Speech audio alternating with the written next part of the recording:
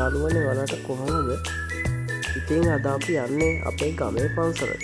අපි යමු වීඩියෝ එකට. අපි දැන් ඉන්නේ පන්සලට පඩි පෙළ නගින ගමන්. අපි දැන් ඉන්නේ බෝධිමළුවේ. අපි යමු බෝධිමළුවට.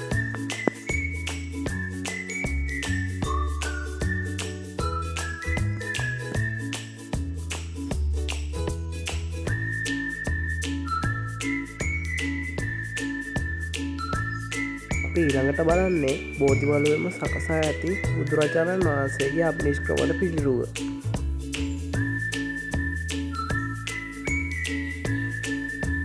අනිත් තැන්වලටත් ඇඳලා ඉතින් බෝධියත් නාවන්න පටන් ගත්තා අපි.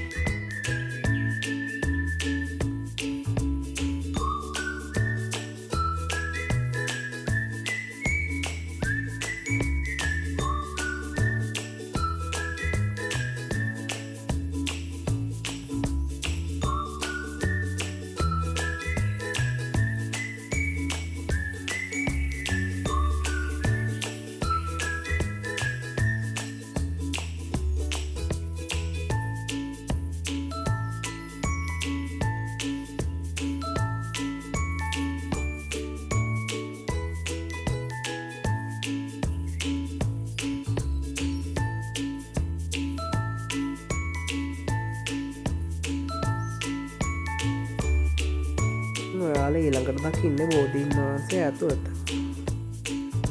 ඉතින් මේ බෝධීන් වහන්සේ හරිම ශක්තිමත් විදියට තියෙනවා.